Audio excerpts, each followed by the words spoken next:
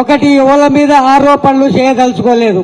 ఎందుకంటే తల్లి సన్నుషికి తల్లి రొమ్ము గుద్దిన వాళ్ళ గురించి మాట్లాడటం మనకి ఇంకా చాలా పెద్ద తక్కువ అవసరం లేదు.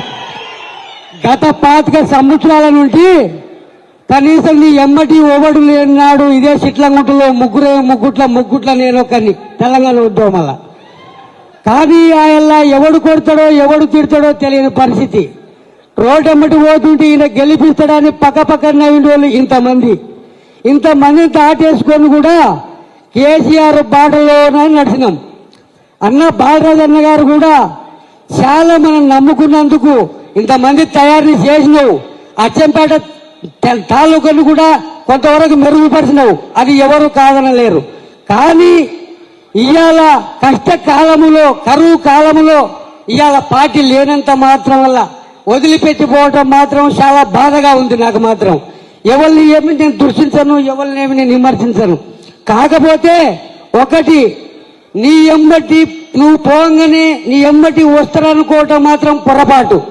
ఇప్పటికైనా ఈయనే కాకుండా ఇంకెవరైనా ఇదే ఉద్దేశం ఎవరితో పెట్టుకున్నా పోయేటోళ్ళు ఎవరన్నా పోదలుచుకుంటే ఇప్పుడే పోండి, ఎవరు అవసరం లేదు. ఇక్కడ కార్యకర్త లేకుంటే మీ తరము కాదు, కార్యకర్త లేకుంటే మీ వశము కాదు. మీరు ఏమో కూర్చున్నా కష్టపల్ల సందుల్లా గొంతుల్లా గుద్దుకునేది తన్నుకునేది అక్కడి నిడిచిపెట్టి అన్న నిడిచిపెట్టి బావబామర్ నిడిచిపెట్టి అందరికీ ఎడవాసింది. ఏ విల్ల మేమే మూట కట్టుకోలేదు.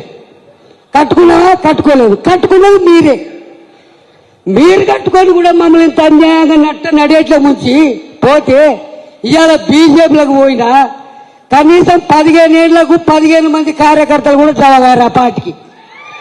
అల్లకి పోయి నువ్వేం ఉద్ధరిస్తావు? ఏం ఉద్ధరిస్తావు? అనవసరం.